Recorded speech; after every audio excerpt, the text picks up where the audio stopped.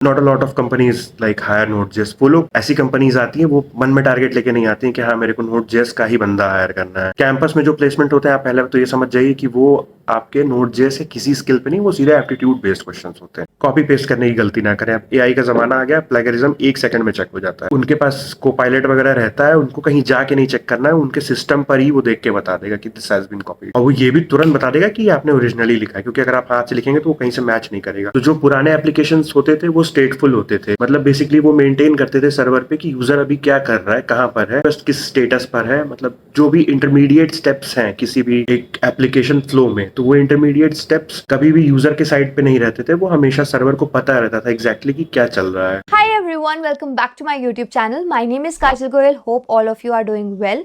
So मैंने एक podcast shoot किया था related to front end development और उस पर मुझे काफ़ी डीएम आए थे कि आप Node.js का रोड मैप कवर कर दो। सो इसी के लिए हमने आज इनवाइट किया अपने चैनल पर पुनीत को, who has total 9 years of experience as a Node.js developer. So अगर कोई फ्रेशर है and they want to enter into Node.js field, so उनकी प्रिपरेशन स्ट्रैटेजी क्या होनी चाहिए, उसके लिए वो क्या डेडिकेटेड रोड मैप फॉलो कर सकते हैं और कौन कौन से रिसोर्सेज को वो फॉलो करके अपनी जो प्रिपरेशन है वो स्टार्ट कर सकते हैं, ये सारी की सारी चीज़ें हम डिस्कस करने वाले हैं इस वीडियो में। और अगर कोई फ्रेशर है तो क्या कॉम्पनसेशन एक्सपेक्ट कर सकते हैं वो, तो किसी भी कंपनी को क्रैक करने के लिए उन्हें रिज्यूमे में क्या क्या चीज़ें मेंशन करनी चाहिए और वो प्रोजेक्ट किस टाइप का बना सकते हैं, तो सारी की सारी चीज़ें जो है वो हम डिटेल में डिस्कस कर रहे होंगे इस वीडियो में। So before starting, don't forget to hit the like button and let's start. Hi Puneet, welcome to my YouTube channel. कैसे हो आप? Hello Kajal, I am doing good. आप बताइए। I'm too good. So Puneet, I have already given a brief intro about yourself and I want you to give a brief intro about yourself, like your schooling, your educational background and how you got into this Node.js development.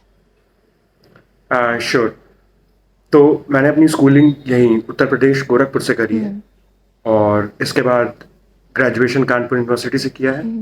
और post that get के score पे based हमें Gujarat mineral development corporation में नौकरी मिली थी 2016 के आसपास। Okay. तो उस टाइम नोड काफ़ी अपने इन्फेंसी में था और काफ़ी हॉट टॉपिक था। तो वो लोग बेसिकली माइंस में जो ट्रक्स और ये सब जाते थे, इंस्ट्रूमेंट्स जाते थे, उससे डेटा क्वेरी करते थे और उसको रियल टाइम में एक तरह से स्टोर करते थे, बाद में ये अकाउंट करने के लिए कि कितना और माइन हुआ या फिर कितना क्या चीज़ वो हुआ। तो वहाँ पे मुझे सबसे पहली बार Node.js का इंट्रोडक्शन हुआ, तब उसका वर्जन 4.6 चल रहा था। Okay. और बेसिकली वहीं से हमने Node.js यूज़ करना स्टार्ट किया। And post that till Covid I was working in Gujarat, और उसके बाद से लगभग 3 साल का फ्रीलांसिंग, और पोस्ट दैट फिर ईपैम में जॉब। Okay. और थ्रू आउट मतलब एज अ Node.js इंजीनियर ही। Okay. So you are currently working as a Node.js developer with the EPAM system company. या Yes. So Puneet, as you have total 9 years of experience, so आपसे अच्छा कौन guide कर सकता है fresher को? So अगर कोई फ्रेशर है and he wants to start his journey as a Node.js developer, so क्या गाइड करना चाहेंगे आप फ्रेशर को कि वो Node.js कैसे सीख सकते हैं और कैसे अपनी जर्नी स्टार्ट कर सकते हैं इसमें? All right. सो जो फ्रेशर्स हैं, मतलब जस्ट आउट ऑफ कॉलेज, उनके लिए Node.js एक बहुत अच्छा फ्रेमवर्क है, क्योंकि जावास्क्रिप्ट एक रिलेटिवली इजी लैंग्वेज मानी जाती है। और अगर आप किसी भी और डायरेक्शन में जाते हैं, तो बेसिकली आपको फ्रंट एंड और बैक एंड के लिए अलग अलग लैंग्वेजेस सीखनी पड़ेगी, और डेटाबेस के लिए भी। जैसे जनरली लोग बैक एंड वगैरह C# या फिर ASP.NET या फिर PHP में लिखते थे। फ्रंट एंड वाला पार्ट jQuery, HTML या फिर एंगुलर और रिएक्ट, या मतलब कोई भी फ्रंट एंड टेक्नोलॉजीज, या फिर आप जावा के थ्रू यूज करेंगे। डेटाबेस के लिए अलग लैंग्वेज होती थी, उसमें SQL चलता था हमेशा एक्सक्लूसिवली। तो the sole advantage for freshers is कि आप एक लैंग्वेज सीख कर you can shoot 3 birds with 1 stone। Okay. Database also supports JavaScript, Node.js is JavaScript, और एसेंशियली ब्राउजर पे तो सिर्फ जावास्क्रिप्ट ही चलती है। Okay. तो इसलिए मतलब मेन स्टैक जिन लोगों को सीखना हो, वो उनको डिसाइड करना पड़ेगा बेसिकली फ्रंट एंड में एक फ्रेमवर्क, क्या तो वो एंगुलर जेएस यूज कर सकते हैं या फिर वो रिएक्ट जेएस यूज कर सकते हैं। और मीन का फुल फॉर्म होता है M stands for MongoDB, E stands for express, जो कि एक मॉड्यूल है Node.js का, A स्टैंड्स फॉर एंगुलर और R स्टैंड्स फॉर रिएक्ट, ये दोनों ही फ्रंट एंड टेक्नोलॉजीज है. Okay and last N stands for Node.js, जो कि एक जावास्क्रिप्ट बेस्ड रन टाइम है. ओके तो ये सारी टेक्नोलॉजीज ही आपकी काम करती हैं जावास्क्रिप्ट एज अ बेस मान के. तो जो फ्रेशर्स हैं उनको मैं ये सजेस्ट करूंगा कि अगर आप मन या मीन स्टैक में जाना चाहते हैं तो फर्स्ट एंड फॉरमोस्ट आपको जावास्क्रिप्ट के ऊपर अच्छी कमांड होनी चाहिए. ओके और उसके बाद आपको मतलब ये समझ में आना चाहिए कि किस तरह की प्रॉब्लम्स अप्रोच की जा रही है Node.js के इन्वायरमेंट में. जैसे not all problems are suitable fit for Node.js, उसमें एक छोटा सबसेक्शन होता है जो कि हम लोग कहते हैं टेक्निकल भाषा में कि IO intensive applications okay rather than CPU intensive applications. तो वैसे applications are more suitable for mean और मन स्टैक. और इसके साथ आपको एक चीज समझनी पड़ेगी कि रेस्ट क्या होता है. मतलब क्योंकि जब भी आप किसी जॉब में अप्लाई करेंगे या फिर मीन या मन स्टैक के किसी उसमें जाएंगे तो वो बेसिकली आपसे एक्सपेक्ट करेंगे कि आप फ्रंट एंड बनाएंगे और उसके साथ एक सपोर्टिंग बैक एंड बनाएंगे जो कि एक्चुअली एक रेस्ट एपीआई के थ्रू कम्युनिकेट करेगा फ्रंट एंड से. तो उस केस में रेस्ट एपीआई समझना सबसे पहला पार्ट होता है after understanding basics of JavaScript. तो rest stands for representational state transfer. तो जो पुराने एप्लीकेशंस होते थे वो स्टेटफुल होते थे. मतलब बेसिकली वो मेंटेन करते थे सर्वर पे कि यूजर अभी क्या कर रहा है, कहाँ पर है और उसका रिक्वेस्ट किस स्टेटस पर है. मतलब जो भी इंटरमीडिएट स्टेप्स हैं किसी भी एक एप्लीकेशन फ्लो में, तो वो इंटरमीडिएट स्टेप्स कभी भी यूजर के साइड पे नहीं रहते थे. वो हमेशा सर्वर को पता रहता था एग्जैक्टली कि क्या चल रहा है. तो वो स्टेटफुल मशीन्स होती थी. अब ये जो नया तरीका है इसमें रिप्रेजेंटेशनल स्टेट ट्रांसफर होता है कि इसमें सारी रिक्वेस्ट एक दूसरे से इंडिपेंडेंट होती है. उनका आपस में कोई लिंकेज नहीं होता है. बस उसमें एक सीक्वेंस इन्वॉल्व रहता है कि पहले ये होना चाहिए, फिर ये होना चाहिए, फिर ये होना चाहिए. बट उसमें अगर कोई भी पार्ट इंटरप्ट हो जाता है तो वो पूरा फ्लो नहीं रीस्टार्ट होता. सिर्फ वो पर्टिकुलर एपीआई दोबारा से कॉल करनी होती है. तो आपको ये समझना पड़ेगा कि रेस्ट मेथड क्या है. अपार्ट फ्रॉम दैट अब हम इसके एक एक कंपोनेंट पर आएंगे मीन स्टैक के. तो सबसे पहले हम लोग जावास्क्रिप्ट से ही स्टार्ट करते हैं कि जावास्क्रिप्ट मतलब इसमें क्या चीज़ें हैं जो आपको मतलब और लैंग्वेजेस इसको अलग बनाती हैं और क्या पिटफॉल्स हैं जिसके कारण से जावास्क्रिप्ट समझने में और उसके कोड को रीजन करने में मतलब लॉजिक कंट्रोल फ्लो को रीजन करने में थोड़ा सा ज़्यादा इन्वॉल्व मतलब थोड़ा सा आपको ज़्यादा प्रॉब्लम होगी. ओके तो तो एसेंशियली आपको ये समझना पड़ेगा क्योंकि आप फ्रेशर हैं तो आपने जो लैंग्वेजेस कॉलेज में यूज़ करी होगी तो आपको ये समझना पड़ेगा कि लैंग्वेजेस स्टैटिकली टाइप्ड लैंग्वेज क्या होती है और डायनेमिकली टाइप्ड लैंग्वेज क्या होती है. At the same time interpreted language क्या होती है और कंपाइल्ड लैंग्वेज क्या होती है. तो ये समझने के बाद आपको पता चलेगा कि जावास्क्रिप्ट एक तो इंटरप्रेटेड लैंग्वेज है और दूसरी डायनेमिकली टाइप्ड है. तो इसका मतलब ये है कि जो इसमें वेरिएबल का टाइप होता है वो रन टाइम पे इन्फर होता है, जबकि नॉर्मल लैंग्वेजेस में आप डिक्लेयर करते वक्त ही बताते हैं कि ये वेरिएबल फ्लोट होगा, स्ट्रिंग होगा, बूलियन होगा या क्या होगा. बट जावास्क्रिप्ट में ऐसा कोई बंदिश नहीं है. इसमें वो वेरिएबल को उसी टाइम इन्फर करता है जब वो चेक करता है कि अच्छा इसका असाइनमेंट हो रहा है. अगर किसी वेरिएबल में आप स्ट्रिंग असाइन कर रहे हैं तो उसका टाइप स्ट्रिंग हो गया. मतलब during the run of code आपका एक ही वेरिएबल कई तरह के डेटा स्टोर कर सकता है in a dynamically type language. Whereas in statically type language ऐसा नहीं अलाउड होता है. उसमें टाइप सिस्टम जो होता है उस लैंग्वेज का वो स्टैटिक होता है. वो आपको पहले ही डिक्लेयर करना पड़ेगा कि वेरिएबल इस टाइप का है. दूसरी चीज होती है कंपाइल्ड वर्सेस इंटरप्रेटेड लैंग्वेज. तो कंपाइल्ड लैंग्वेज में क्या होता है कि पूरा सोर्स कोड एक बार में रीड करता है और उसका एक बाइनरी रिप्रेजेंटेशन बनाता है जिसको हम लोग एग्जीक्यूटेबल फाइल कहते हैं. वो एग्जीक्यूटेबल फाइल फिर कंप्यूटर पर डायरेक्टली रन कर सकती है.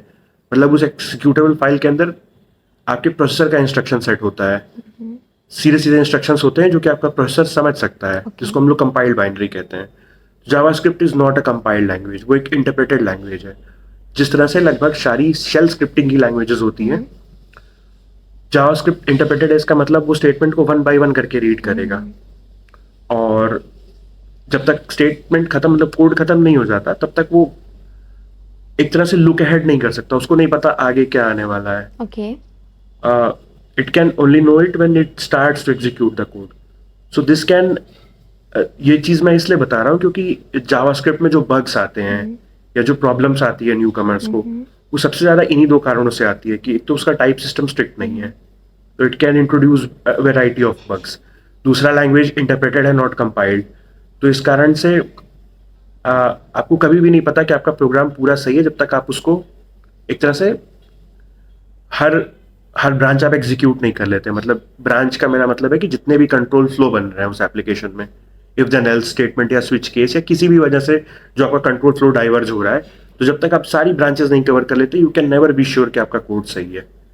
तो ये एक बहुत इंपॉर्टेंट डिफरेंस है between compiled versus interpreted language. क्योंकि कंपाइल्ड में क्या होता है कि आपके जो भी सिंटैक्स या सिमेंटिक्स एरर होंगे वो पहले कंपाइलेशन फेज में ही कंपाइलर पकड़ लेगा कि क्या प्रॉब्लम्स है।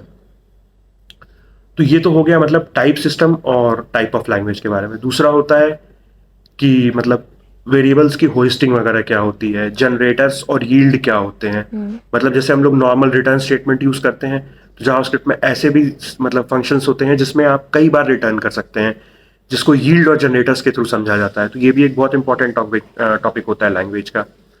इसके अलावा जावास्क्रिप्ट में आपको ये समझना पड़ेगा कि functions as first class citizen क्या होता है। ये कीवर्ड अपने आप में बहुत इंपॉर्टेंट है कि what is functions as first class citizens. First class citizens मतलब जो डिफॉल्ट प्रिमिटिव्स होते हैं किसी भी लैंग्वेज में, उसको फर्स्ट क्लास सिटीजन कहते हैं। जैसे सी में आपका 4 फर्स्ट क्लास सिटीजन है, क्योंकि आप 4 को सीधे डिक्लेयर कर सकते हैं और यूज कर सकते हैं और वेरिएबल में स्टोर कर सकते हैं। जावास्क्रिप्ट में फंक्शन फर्स्ट क्लास सिटीजन होता है, मतलब फंक्शंस को आप एज अ वेरिएबल पास कर सकते हैं और वो कर सकते हैं। तो मतलब function also behaves just like a variable. इसके अलावा वेरिएबल्स, अब जैसे जावास्क्रिप्ट इटसेल्फ लैंग्वेज की बात करें तो लैंग्वेज में 3 चीजें होती हैं। किसी भी लैंग्वेज में 3 चीजें होती हैं। एक होता है सीक्वेंस, दूसरा होता है सिलेक्शन, तीसरा होता है इटरेशन। सीक्वेंस मतलब logical sequence of events. Selection मतलब आप क्या क्या कंडीशनल ऑपरेटर्स यूज कर सकते हैं कंट्रोल के फ्लो को डाइवर्ज करने के लिए। और तीसरा इटरेशन होता है, मतलब कितने तरह के लूप्स वो लैंग्वेज सपोर्ट करती है। तो आपको ये तीनों सेक्शन समझने पड़ेंगे जावास्क्रिप्ट में कि क्या उसका मतलब सीक्वेंस है, क्या कंडीशनल ऑपरेटर्स हैं और क्या आपके इटरेटेबल्स हैं, मतलब लूप जैसे बिहेव करते हैं। अब इसमें लूप ही नहीं आता है, इसमें एरे भी इटरेटेबल हो सकती है, इसमें एक ऑब्जेक्ट की वैल्यू पेयर भी इटरेटेबल हो सकता है। तो आपको यही देखना पड़ेगा कि जो भी मतलब लैंग्वेज के वो हैं पार्ट्स हैं, वो इन तीनों सेक्शन में से किस सेक्शन में सही से फिट होते हैं। इसके अलावा आपको ये समझना पड़ेगा कि जैसे ही हम लोग वेरिएबल्स की बात करते हैं तो उसके साथ बहुत सारी चीजें आ जाती हैं। उसका स्कोप एसोसिएटेड होता है, उसका कंटेक्स्ट और उसका क्लोजर एसोसिएटेड होता है। तो जैसे कि आप जावास्क्रिप्ट में देखेंगे कि इसका जो इवेंट मॉडल है वो सिंपल नहीं है, मतलब वो एक्चुअली कॉलबैक्स और प्रोमिसेस पे काम करता है। तो इसमें बहुत सारा कोड ऐसा होता है जो डिफर्ड होता है कि मतलब जब आप जिस टाइम पे डिक्लेयर कर रहे हैं वहीं वो एग्जीक्यूट नहीं होगा, वो एग्जीक्यूट आउट ऑफ कॉन्टेक्स्ट होगा। क्योंकि वो बेसिकली आपने function as a call back किसी को पास कर दिया है जो उसको एग्जीक्यूट करेगा लेटर इन टाइम।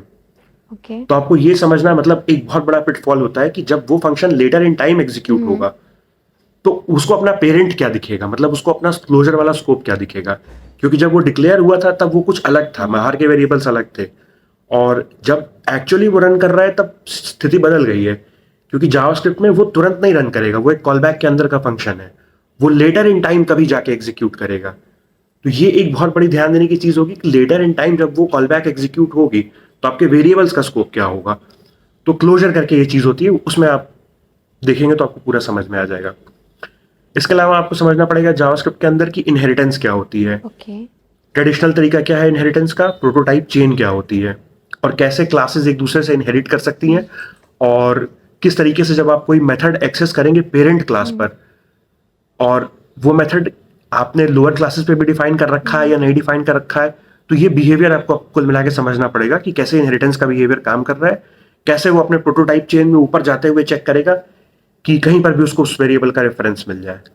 इसके अलावा सेक्शन आता है फंक्शंस का। तो फंक्शंस जावास्क्रिप्ट में सबसे इंपॉर्टेंट चीज है, एज आई सेड अर्लियर कि वो फर्स्ट क्लास सिटीजंस हैं। तो उसमें आपको देखना पड़ेगा कि fat arrow functions, normal functions, इनके बीच में क्या डिफरेंस होता है।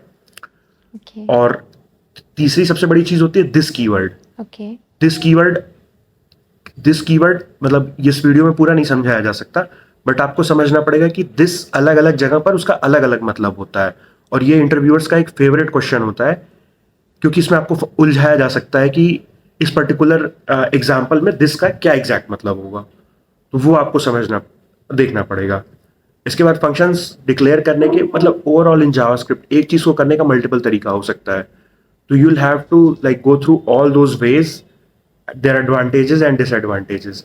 जैसे फंक्शन डिक्लेयर करने के 3-4 तरीके हैं। आप नेम डिक्लेरेशन कर सकते हैं, फैट एरो फंक्शन होता है, नॉर्मल फंक्शन होता है, नॉर्मल एरो फंक्शन होता है।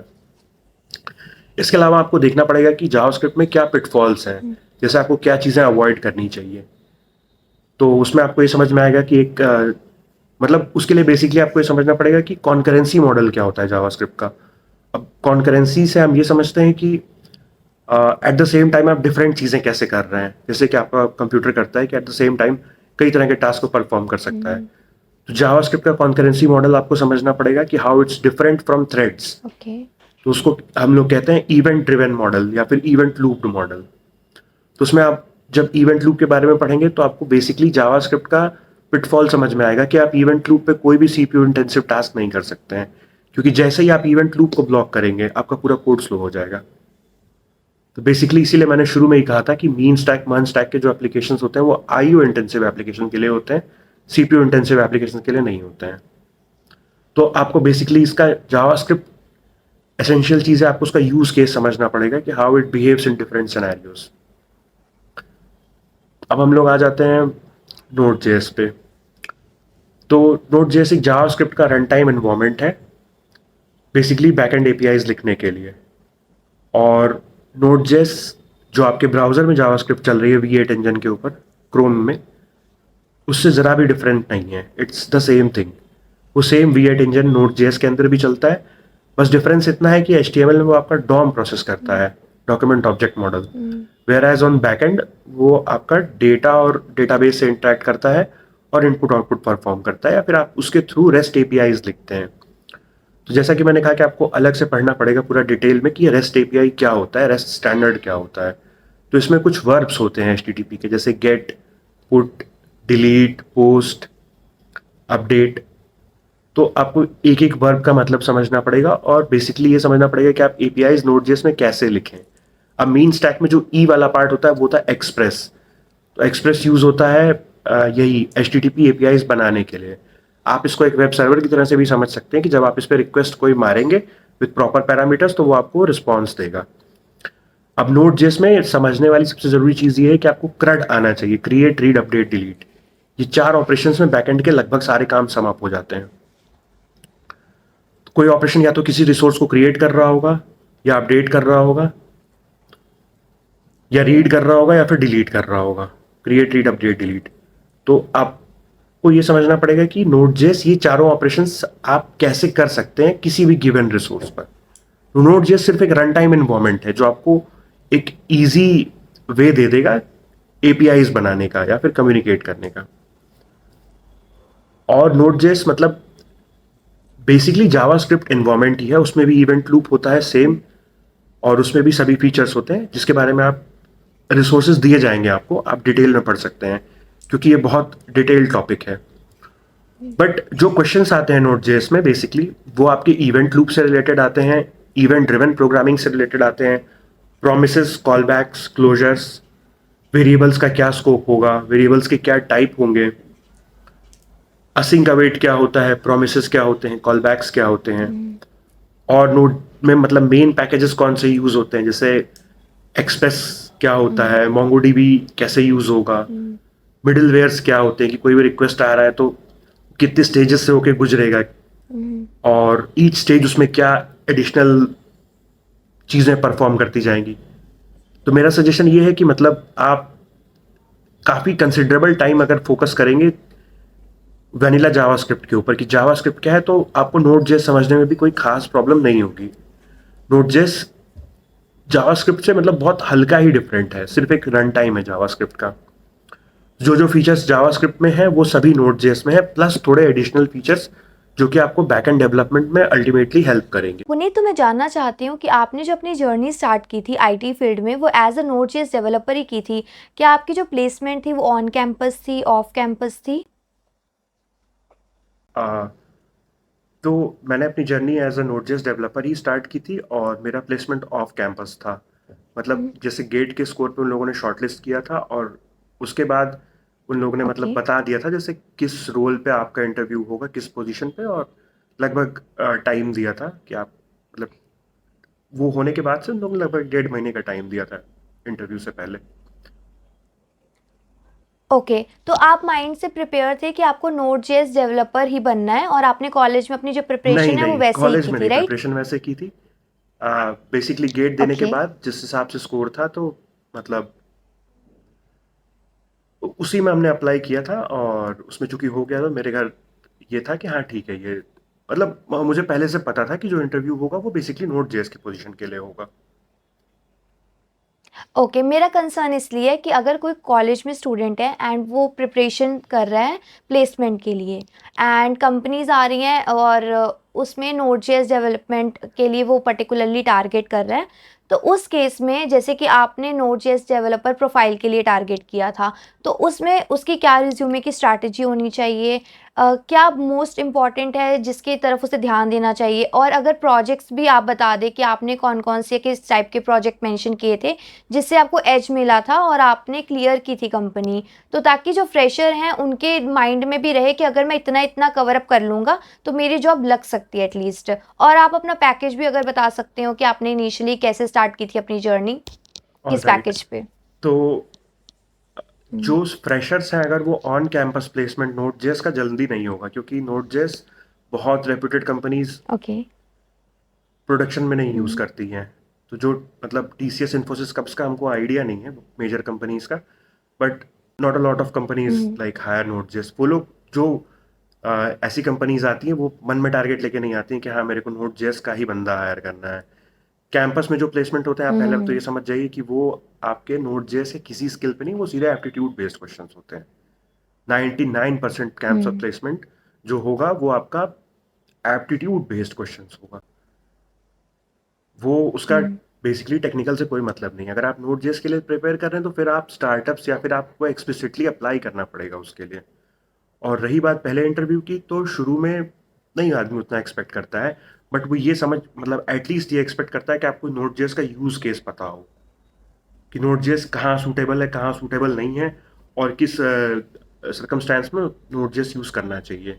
अपार्ट फ्रॉम दैट, आपको बेसिक कॉन्सेप्ट्स क्लियर होने चाहिए, खास करके मल्टी थ्रेडिंग के, और हम्म। जो भी डेटाबेस के कॉन्सेप्ट्स होते हैं, थ्रेड्स के कॉन्सेप्ट होते हैं, लॉक्स के हम्म। कॉन्सेप्ट होते हैं, रिसोर्स शेयरिंग के कॉन्सेप्ट्स होते ओके। हैं, और जो भी ऑपरेटिंग हम्म। सिस्टम और नेटवर्किंग के बेसिक कॉन्सेप्ट्स होते हैं, वो आपको क्लियर होना चाहिए। हम्म। और इसके अलावा आपको मतलब रेस्ट के हम्म। बारे में पता होना चाहिए कि रेस्ट स्टैंडर्ड क्या है, क्योंकि 99% नोट जिसका काम इसी का अराउंड इवॉल्व करता है। तो ये, और ओके। आपको जावास्क्रिप्ट तो आनी ही आनी चाहिए। पुनीत, आपने काफ़ी अच्छे से कवर कर दिया, तो मुझे एक डाउट आ रहा है रिज्यूमे साइड और प्रोजेक्ट साइड।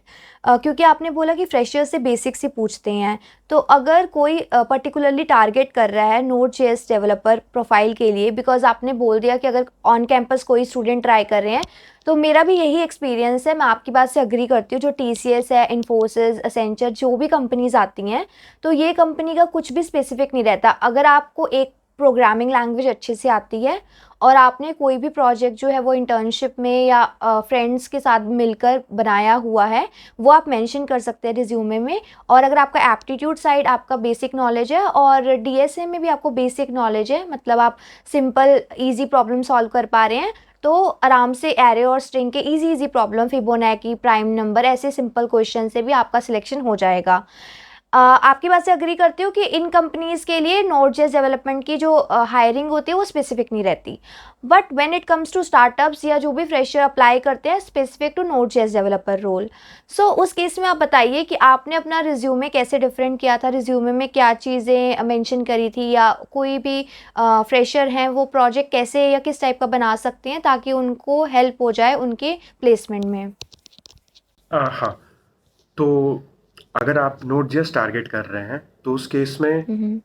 आपने जो भी बीटेक प्रोजेक्ट बनाया है या नहीं बनाया है, तो आप हम्म। कोशिश करिए कि आप कोई सिंपल CRUD एप्लीकेशन बनाइए रेस्ट एपीआई के ऊपर। ओके। और उसमें आपको बहुत कॉम्प्लेक्स एप्लीकेशन नहीं बनाना है। आप सिंपल एक कॉफ़ी वेंडर मशीन या फिर टिकट बुकिंग का कोई सिंपल सा एप्लीकेशन बनाइए, और सिंपल सा एप्लीकेशन बनाइए, उसमें सभी कंपोनेंट रखिए। मतलब ओके। रादर देन बहुत कॉम्प्लेक्स एप्लीकेशन बनाना या सोचने के, आप सिंपल सा एप्लीकेशन बनाइए, बट आप उसमें सभी फीचर्स डालिए, आप उसमें लॉगिन डालिए, आप उसमें डेटाबेस की फंक्शनैलिटी डालिए, आप हम्म। उसमें एक छोटा सा प्यारा सा फ्रंट एंड बनाइए उसके साथ, जो कि काफ़ी इंटुइटिव हो।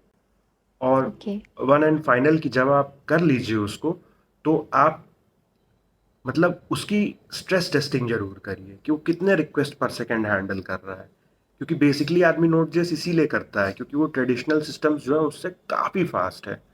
तो आपको हम्म। मतलब आप जैसे अगर आप सीरियसली लेना चाहते हैं तो आप पहले थोड़ा अनऑप्टिमाइज्ड कोड लिखिए, एक सिंपल एप्लीकेशन विद फीचर्स, थोड़ा अनऑप्टिमाइज्ड कोड लिखिए, ट्राई टू बेंचमार्क इट। फिर हम्म। आप उसको सेकंड स्टेप में और ऑप्टिमाइज करिए, बेंचमार्क इट अगेन। फिर आप उसको और बेंचमार्क ऑप्टिमाइज करिए and benchmark it again, and come up with those numbers कि आपने जो चेंजेस करे उससे एप्लीकेशन आपका कितना फास्ट हुआ। आप उसमें लॉगिन के टाइम पे रेडिस कैश यूज़ करिए, आपने जो डीएसए एल्गोरिथम्स उसमें इम्प्लीमेंट करे हैं, मतलब एक ऐसा एप्लीकेशन बनाइए जिसमें आपका सर्चिंग सॉर्टिंग और ट्री एक आध मतलब उसमें किसी तरह से आप उस चीज़ को यूज़ करें कि हम्म। अगर कुछ करना ही तो जैसे आपने टिकट बुकिंग का ही करा तो आप किसी चीज़ का जिसका है तो आप मूवी का नाम ऐसा डाल दीजिए कि आप जैसे जैसे कैरेक्टर लिखते जाइए ऑन चेंज वो फट से जो है जाके डेटाबेस से सर्च करके लिस्ट पॉपुलेट करता जाए। बहुत कॉम्प्लेक्स ना बनाइए बट सिंपल में ही कुछ अच्छा बनाइए। तो ओके। और मेनली आप उसको स्ट्रेस टेस्ट करिए, आप देखिए कि हाँ मतलब हमने मोंगोडीबी से रेडिस पे स्विच कर दिया लॉगिन एक बार के बाद तो सब्सिक्वेंट लॉगिन्स आर फास्टर, या फिर हमने ये चेंज किया तो इससे इतना इम्पैक्ट पड़ा। Major your hmm. Impact when you are doing it, और एक एंड टू एंड एप्लीकेशन बनाइए। और अपने बीटेक प्रोजेक्ट में या फिर जो भी आपने प्रोफेशनल प्रोजेक्ट, अगर आपके पास आप थर्ड ईयर में आपके पास टाइम है तो डेफिनेटली आप प्रोजेक्ट के टाइम से ही ये करना स्टार्ट कर दीजिए, और इनकेस आपने नहीं भी किया है तब भी आप बनाइए। सेकेंड थिंग, जो भी आप काम करिए उसको गिटहब पे डालिए, अपने लोकल मशीन पे कतई मत रखिए, और गिटहब पे डालिए तो उसको इतना सिंपल रखिए कि मतलब एक सिंगल कमांड npm स्टार्ट से आपका प्रोजेक्ट बूटस्ट्रैप कर जाए, और जो भी आदमी देखना चाहे उसको, उसके लिए वो इम्प्रेसिव हो कि हाँ मैंने उसको गिट से क्लोन किया और एक कमांड चलाया और प्रोजेक्ट तुरंत लोकली रन करने लग गया और मैं जाके इसके इंटरेक्ट करके देख सकता हूँ। और गिट पे जब आप कमिट करें तो आप वो तीनों कमिट डालें, मतलब आपका पहला कमिट जो कि ऑप्टिमाइज नहीं है, दूसरा कमिट जो समवट ऑप्टिमाइज्ड है, और तीसरा कमिट जो कि फुल्ली ऑप्टिमाइज्ड है। और एट द सेम टाइम अपने रिपोजिटरी में और भी डीएसए के एग्जांपल्स लिखें, खुद से अपने से बनाएं, उसको डालें और उसको बेंचमार्क करें, ऑप्टिमाइज करें। और बेसिकली आप ये सब टूल्स यूज करने के लिए देखें कि कैसे प्रोग्राम का टाइम चेक करते हैं, कैसे कॉम्प्लेक्सिटी चेक करते हैं। और मैं ये भी सजेस्ट करूंगा कि आप अपने प्रोजेक्ट्स में वो एज केसेस वाली चीज़ें करके खुद से डालें, कि जैसे आप एक कोड लिखें जिसमें आप मेमोरी लीक इंट्रोड्यूस कर दें, कि आप कर क्या रहे हैं कि चुपचाप धीरे धीरे टाइम टू टाइम एक एरे को भरते जा रहे हैं, भरते जा रहे हैं, भरते जा रहे हैं, और फिर आप दूसरी तरफ से पर्थ लगा के ये चेक करें बिना बिना जाने कि वो लीक कहाँ से आ रहा है। और उसके बाद आप हम्म। मतलब आप ही एरर इंट्रोड्यूस करिए उसमें, कोई ना कोई एक तरह से कहा जाएगा कि स्लोनेस इंट्रोड्यूस करिए, या फिर ब्लोट इंट्रोड्यूस करिए, या फिर लीक इंट्रोड्यूस करिए। और एट द सेकेंड टाइम आप वही चीज़ डीबग करने की कोशिश करिए, क्योंकि it's a very big part of note JS thing कि आपको दूसरे का लिखा हुआ कोड मिलेगा विच विल अल्टीमेटली आपको उसको फिक्स करना होगा। तो उससे ये डिमॉन्स्ट्रेट होगा कि हाँ you are good at debugging, you are good at reading at others code. तो इस तरह के आप सिंपल प्रोजेक्ट्स गिटहब पे बना सकते हैं, और मेक श्योर कि वो ऐसा हो कि वो एक कमांड में चलने लग जाए, so that whoever is going through your resume will go to your GitHub repository and he'll get a good impression कि आपने सही में कुछ एफर्ट डाला है। अपार्ट फ्रॉम दैट फ्रेशर्स को मैं ये सजेस्ट करूंगा कि अपने रिज्यूम में सिर्फ एक ही चीज़ ना लिखें कि आपको मर्न स्टैक आता है, मीन स्टैक आता है। आप उसमें वेरिएशंस भी डाल सकते हैं। जैसे आइडियली आपको एक ही चीज़ करने के कई तरीके पता होने चाहिए। डेटाबेस में अगर हम्म। आपको मोंगोडीबी आपने यूज़ करा है तो आप एक दो एग्जाम्पल नोड इसका MySQL का भी डालिए। मतलब हम्म। अगर कोई भी चीज़ कॉन्ट्रास्ट में तो दोनों दोनों साइड का थोड़ा थोड़ा फीचर्स उसमें डालिए। अगर आपने कहीं पे एसिंक फीचर्स यूज़ करें हैं तो कहीं पे आप सिंक फीचर्स भी यूज़ करके देखिए। तो ऐसे हम्म। करके, और दूसरी सबसे बड़ी बात कि आप कॉपी पेस्ट करने की गलती ना करें। अब एआई का ज़माना आ गया, प्लेगरिज्म एक सेकंड में चेक हो जाता है, और रिक्रूटर्स उनके पास को पायलट वगैरह रहता है, उनको कहीं जाके नहीं चेक करना है, उनके सिस्टम पर ही वो देख के बता देगा कि दिस हैज़ बीन कॉपीड। और वो ये भी तुरंत बता देगा कि ये आपने ओरिजिनली लिखा है, क्योंकि अगर आप हाथ से लिखेंगे तो वो कहीं से मैच नहीं करेगा। और अब पुनीत, इसी बात पे मैं आपसे पूछना चाहती हूँ, जैसे आपने बोला कि प्लेगरिज्म जो है वो एक बहुत बड़ा इशू बन सकता है अगर कोई भी स्टूडेंट जो है वो कट कॉपी पेस्ट करते हैं। हाँ। पर कोई फ्रेशर है तो उसे वैसे भी एक प्रोजेक्ट बनाने में काफ़ी ज़्यादा डिफ़िकल्टी फेस करनी पड़ती है, बिकॉज़ उसे काफ़ी टाइम आइडिया ही नहीं होता कि वो कैसे कंपोनेंट्स को इंटीग्रेट करे। बिल्कुल तो सही बात आप है। थोड़ा आइडिया दे सकते हैं कि कौन सी साइट को फॉलो कर सकते हैं या कौन सी साइट बेस्ट रहेगी जिससे वो देख के या हेल्प ले सकते हैं प्रोजेक्ट बनाने के लिए? बिकॉज़ अगर वो किसी प्रोजेक्ट को कट कॉपी पेस्ट नहीं करेंगे तो उनकी अंडरस्टैंडिंग कैसे बिल्ड होगी? कैसे वो स्टार्ट करे प्रोजेक्ट बनाना? हाँ, काजल, ये बहुत जेन्युइन और अच्छा सवाल है। तो ऐसे केस में हुँ। स्टूडेंट्स क्या कर सकते हैं कि इमीडिएटली ना बनाने की कोशिश करें, हुँ, हुँ। और बेटर होगा कि जैसे यूट्यूब पे या फिर कहीं से भी उनको ट्यूटोरियल्स मिल जाएंगे, तो आप वो एंड टू एंड प्रोजेक्ट देख सकते हैं कि वो कैसे बना रहा है। बट जब आप बनाएं तब आप बस वही है कि किताब लेके ना आप बनाने बैठें। तब आप जो समझें अपने समझ के हिसाब से एक बार करेंगे तो वो डेफिनेटली यूनिक होगा और आपको कुछ ना कुछ नया उसमें ऐड करने का चांस मिल जाएगा। तो एज सच तो अभी मेरे पास कोई वीडियो लिंक्स नहीं है, बट आपको कमेंट सेक्शन में मैं एक लिंक शेयर कर दूंगा, ओके, ओके। जिसमें एक एंड टू एंड एप्लीकेशन का फ्लो दे रखा है, and you can get all basic essential features from there. उसके बाद जैसे आपको समझ में आ गया कि कैसे इंटरफेस हुँ, बनेगा, आप एक भी चीज़ अगर छोटी सी बना लिए तो you can definitely extend it. The thing is कि आप हुँ, हुँ, एक छोटा सा चीज़ खुद से करके देख लें, वेरी हुँ, स्मॉल वेरी ट्रिवियल। मतलब आप सिंपल सा हुँ, एक ऐसा एप्लीकेशन बना लें जो आपका नाम वेब पेज से लेता है और कुछ उसमें मैसेज पीछे से बैकएंड से अपेंड करके और भेज देता है रिस्पॉन्स में।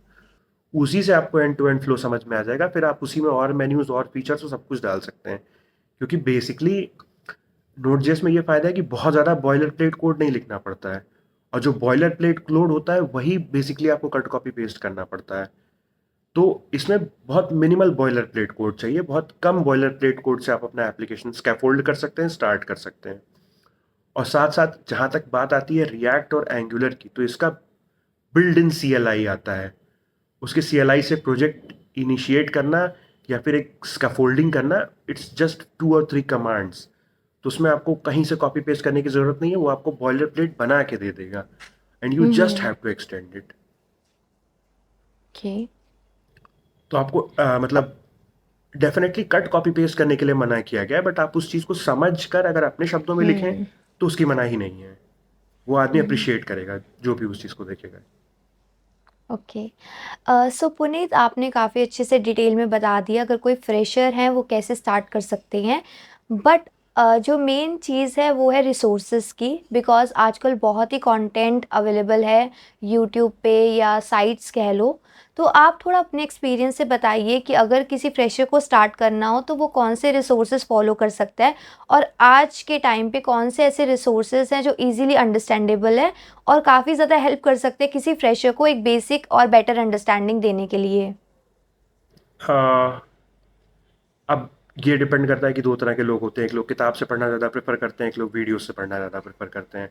बट मेरा येस, सजेशन एग्री। ये है कि आप इनिशियली वीडियोस देखें, और आपको जब थोड़ा बेसिक अंडरस्टैंडिंग लग जाए then you can definitely switch to text resources. तो मेरी सजेशन ये होगा कि किसी भी चीज़ को सबसे पढ़ने का बेस्ट तरीका होता है कि आप पहले तो यूट्यूब पे 2-4 वीडियोस उसके बारे में देखें और ये हुँ, समझने की कोशिश करें कि बात किस बारे में चल रही है। इसके बाद जब आपको थोड़ा बहुत आइडिया लग जाए और बेसिक्स आपको समझ में आ जाए, देन आप इधर उधर भटकने की बजाय उस चीज़ के डॉक्यूमेंटेशन पे जाइए। और डॉक्यूमेंटेशन में अब ऐसा हो गया है कि एक सिंपल यूज़र गाइड और एक रेफरेंस दोनों अलग अलग देते हैं ये लोग। तो सिंपल वाले में हुँ, क्या रहता है कि आपको जो चीज़ें डे टू डे में ज़रूरत पड़ेंगी वो रहती हैं, और रेफरेंस हुँ, मतलब एक कॉम्प्रिहेंसिव गाइड रहती है। तो जो ओके। सिंपल मतलब जो आपका टू डू मतलब एक तरह से इंट्रोडक्शन वाला पार्ट है, हुँ, जो भी डेवलपर है जिस भी चीज़ का, उसका उसका प्राइड इसी बात में है कि कितने लोग उसका सॉफ्टवेयर यूज़ करते हैं। हुँ, हुँ, मतलब अगर नोट जेएस बहुत अच्छा होता लेकिन सिर्फ हम और काजल ही यूज़ कर रहे होते तो उसका कोई मतलब नहीं रहता। बट अगर कोई चीज़ मतलब उसको बढ़ाना है तो definitely it's the job of the company to provide quality documentation, and they always um, do.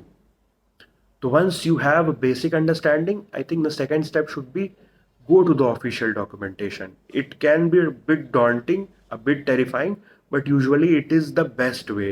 And it has the latest resources, and it has like unambiguous resources. So you will definitely not get caught in some kind of ambiguity where you may think that you understand the concept but it is something else. So basic understanding के लिए आप कोई भी tutorial refer करिए, कुछ भी करिए, but ultimately you will have to go to the जो भी मेंटेनर है, जैसे नोड पे भी आपको इसमें चारों चीज जो चारों कंपोनेंट है, they have very good documentation on their website itself, so you don't have to like hunt it anywhere else. Once you get a basic understanding, and that you can get in 1 or 2 videos itself, then like, और दूसरी चीज सबसे ज्यादा ये है जो कि मैं बताना चाहूँगा कि जैसे हम लोग कहते हैं कि early optimization is recipe for disaster, because you don't know what to optimize. आप जब पता ही नहीं आपको क्या तो उसका तरीका ये होता है कि लेट इट, मतलब एक rough application, let it run for a while, आपको अपने आप पता चल जाएगा कि कहाँ कहाँ स्लोनेस आ रही है, then you can rectify it. Same goes here also. आप अपने मन में कुछ एप्लीकेशन सोच लीजिए कि मुझे ये बनाना है, या चलो मुझे एक जू ही बनाना है, तो अब जू में फ़ायदा ये है कि एनिमल आपकी एक क्लास बन जाएगी, मतलब फिर उसके अंदर जीनस आ जाएंगे कि मैमल होगा कि रेप्टाइल होगा कि क्या होगा, तो उससे आपको इनहेरिटेंस का पूरा चीज़ समझ में आ जाएगा। जू में एनिमल्स ऐड होंगे, रिमूव होंगे, बीमार पड़ेगी, उनका इलाज होगा। तो आप ऐसे ही कोई भी इमेजिनरी सिनेरियो ले लीजिए और उसके अराउंड एप्लीकेशन बनाइए, और जैसे जैसे आपको ज़रूरत पड़ेगी वैसे वैसे आपको अपने आप पता चल जाएगा कि क्या चीज़ यूज़ करनी है और कैसे होगा। रही बात रिसोर्सेज की, तो एक नमस्ते जावास्क्रिप्ट करके आप वहाँ से भी पढ़ सकते हैं इनिशियल, और एक डेविड ग्रे का लगभग 6-6.5 घंटे का वीडियो है, उसके लिंक्स आपको कमेंट्स में शेयर कर दी जाएंगी, आप वो भी देख सकते हैं। तो उसमें ये फ़ायदा है कि आपको नोड.जेएस के बारे में ही नहीं, मीन स्टैक के बारे में पूरा पूरा बताएगा, और एक डेमो एप्लीकेशन भी बताएगा। और डेफिनेटली ये पढ़ने के बाद आप डॉक्यूमेंटेशंस पे जा सकते हैं। और मतलब मेरा ओवरऑल मतलब यही था कि रैदर देन आप ज़्यादा पढ़ने के, आप एक इमेजिनरी सिनेरियो सोच लीजिए और उसके अराउंड आप एक ऐप बनाने की कोशिश करिए। और उसमें जैसे जैसे आप मतलब जैसे ही सोचेंगे तो आपको ये समझना पड़ेगा कि लॉगिन कैसे करना है, डेटाबेस कैसे कनेक्ट करना है। तो आप मतलब वही एक चीज़ पकड़ के फिर आप नेक्स्ट चीज़ नेक्स्ट चीज़ नेक्स्ट चीज़ देखते जाएंगे, तो आपको अपने आप ही धीरे धीरे समझ में आ जाएगा कि क्या features most of the time use होते हैं। और ऐसे डॉक्यूमेंटेशन पढ़ना या लेक्चर वीडियो देखने में ये नुकसान रहता है कि आप पढ़ तो बहुत कुछ लेंगे बट यू नेवर नो कि आप उसका ज़रूरत कब पड़ेगा। सो पुनीत, आपने काफ़ी अच्छे से गाइड कर दिया कि क्या क्या रिसोर्सेज फॉलो किए जा सकते हैं। सो मेरा ये क्वेश्चन था कि कोई भी फ्रेशर है वो क्या एक्सपेक्ट कर सकता है as a compensation as a Node JS developer. So वो आप थोड़ा आइडिया दे दीजिए, आपने कैसे स्टार्ट किया था और अभी की मार्केट के अकॉर्डिंग क्या फ्रेशर एक्सपेक्ट कर सकता है मार्केट से। मेरे पीएसयू में तो लगभग वही 55-57 हज़ार रुपया मिलता था महीने का, बट ऑब्वियसली वो पीएसयू था तो उसमें उतना नहीं मैटर करता है। बट आई गेस अगर आप एक एस्टैब्लिश्ड कंपनी में जाएंगे तो packages are very well like written in stone कि आपका 4.6 होगा, 5.2 होगा, ऐसे करके। बट अगर आप फ्रेशर हैं और आप स्टार्टअप में जाते हैं तो I know boys who have like who have got till 8-9 LPA packages as freshers in Node.js. तो अगर आप तसल्ली से मेहनत करते हैं and if you are doing really good, you can expect very handsome payout from startups because they are paying a lot actually. और Node.js में startup का ही सिस्टम है। सो पुनीत, आपका 9 इयर्स का एक्सपीरियंस हो चुका है, तो आप भी कहीं ना कहीं इंटरव्यूज़ वगैरह कंडक्ट करते ही होंगे फ्रेशर्स के। सो आपने एक्सपीरियंस से बता सकते हैं, अगर कोई फ्रेशर है और नोड.जेएस डेवलपर के लिए प्रिपेयर कर रहे हैं तो कौन कौन से इंटरव्यू क्वेश्चन एक्सपेक्ट किए जा सकते हैं फ्रेशर से और इधर एक्सपीरियंस से। सो आप थोड़ा अपने एक्सपीरियंस से बता दीजिए कौन कौन से इंपॉर्टेंट क्वेश्चन वो कवर कर ले ताकि उनका जो प्लेसमेंट है वो इजीली हो जाए। श्योर काजल। तो जैसा कि मैंने बताया कि जावास्क्रिप्ट में ज़्यादा डीएसए के क्वेश्चंस नहीं पूछे जाएंगे। जो क्वेश्चंस होंगे वो आपके एरे, स्ट्रिंग और ऑब्जेक्ट्स के ही इर्द गिर्द घूमेंगे। ओके। बहुत कठिन डीएसए तैयार करने की ज़रूरत नहीं पड़ती है, बट बेसिकली जो आपके क्वेश्चंस आएंगे वो आपके फंक्शंस से आएंगे, हम्म। क्लासेस से आएंगे, हम्म। जावास्क्रिप्ट में कैसे ऑब्जेक्ट इनहेरिटेंस है, क्या हम्म। ऑब्जेक्ट ओरिएंटेड प्रिंसिपल्स अप्लाई होते हैं, इससे आएगा। इसके ओके। अलावा इस चीज़ से आएगा कि होस्टिंग क्या होती है, वेरिएबल की होस्टिंग क्या होती है, हम्म। ये सब चीज़ें आप नेट पे खोज के पढ़ सकते हैं बाद में। हम्म। और ये पूछा जाएगा कि इवेंट लूप और मॉडल ऑफ कॉन्करेंसी क्या होता है जावास्क्रिप्ट का। इसके बाद वेरिएबल का क्लोजर क्या होता है, और आपसे ये एक्सपेक्ट किया जाएगा कि आप कैसे नेस्टेड लूप्स को जो है स्ट्रेटन कर सकते हैं, कैसे फॉर लूप्स को जो है लिस्ट में कन्वर्ट कर सकते हैं, कैसे आप लूप्स को मैप रिड्यूस में कन्वर्ट कर सकते हैं, मतलब बेसिकली नेस्टेड लूप आप कैसे अवॉइड कर सकते हैं किसी भी तरह से। इसके अलावा आपसे ये एक्सपेक्ट किया जाएगा कि जैसे आपको एक कोड दे दिया जाएगा और पूछा जाएगा कि मतलब इसकी टाइम कॉम्प्लेक्सिटी क्या है, या फिर आपको एक कोड दे दिया जाएगा और पूछा जाएगा कि इसका ड्राई रन आउटपुट क्या होगा, बिना मतलब एक्चुअल में रन कराए आपसे पूछा जाएगा कि आप इसका आउटपुट बताइए क्या होगा। इसके अलावा दो इंपॉर्टेंट चीज़ें होती हैं, एक तो स्ट्रिंग होता है, दूसरा एरे होता है, और तीसरा ये होता है कि स्ट्रिंग को कैसे एरे में कन्वर्ट करना है, क्योंकि जो भी ऑपरेशन आपको स्ट्रिंग पे करना होगा अल्टीमेटली आप जब उसको एरे में कन्वर्ट कर लेंगे तभी इट मेक सेंस, तभी आप एक्चुअली उसको कर पाएंगे। तो स्ट्रिंग से एरे का कन्वर्जन, इसमें स्प्लिट और एक्सप्लोड दो मेथड्स होते हैं कि किस चीज़ के अराउंड आप एक्सप्लोड करना चाहते हैं, किस चीज़ को या स्प्लिट करना चाहते हैं एरेज में। तो एक ये मेथड बहुत ज़्यादा यूज़ होता है, हैंड्स ऑन रहता है कोडिंग क्वेश्चंस में। इसके अलावा एरे में आपको पढ़ना रहेगा स्लाइस क्या होता है, स्प्लाइस क्या होता है, इंडेक्स ऑफ क्या होता है, फिल्टर और फाइंड के बीच में क्या डिफरेंस होता है, और एक कॉमन क्वेश्चन होता है कि दो सॉर्टेड एरेज को आप मर्ज कैसे करेंगे। ये बहुत कॉमन क्वेश्चन है। इसके अलावा वो आपसे पूछेंगे सर्चिंग के बारे में। सर्चिंग के बारे में पूछेंगे तो उनका बेसिकली ये रहेगा कि आप O1 में कैसे सर्च करिए, लुकअप कैसे करिए, हैश मैप्स कैसे इंप्लीमेंट होंगे, जेसन मतलब क्या होता है, जावास्क्रिप्ट ऑब्जेक्ट नोटेशन, तो वो जो की पेयर होता है उसमें कैसे आप हैश मैप यूज कर सकते हैं।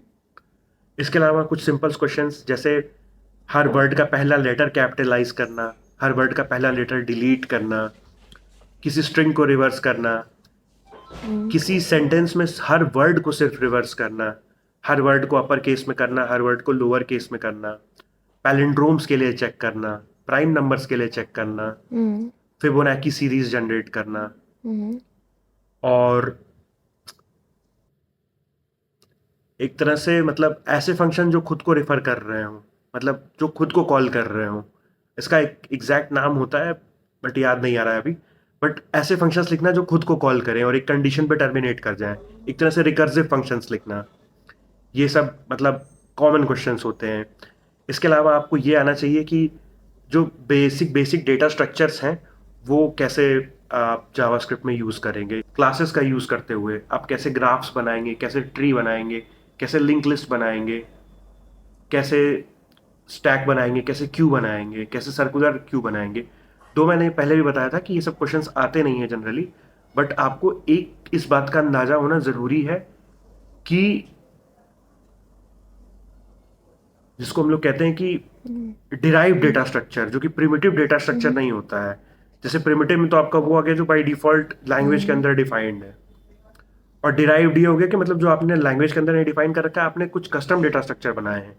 तो क्लासेस का यूज करके कस्टम डेटा स्ट्रक्चर कैसे बनाना है ये भी अपने आप में एक बड़ा टॉपिक है।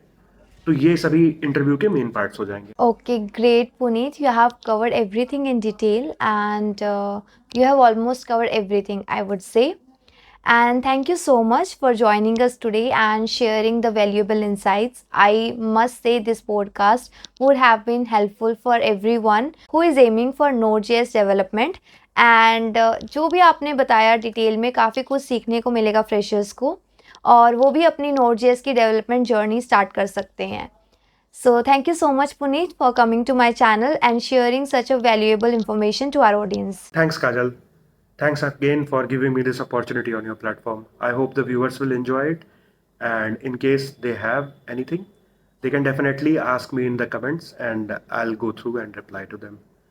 So आप सभी को happy learning, thank you. So मैं पुनीत की LinkedIn ID डिस्क्रिप्शन बॉक्स में दे दूंगी. So अगर आपके कोई भी डाउट है तो आप कनेक्ट कर सकते हैं पुनीत से, और आप वीडियो पे भी कमेंट कर सकते हैं. So Puneet also will be going to reply on that, and I too. Sure, So thank you so much. I'll provide those things. Yes.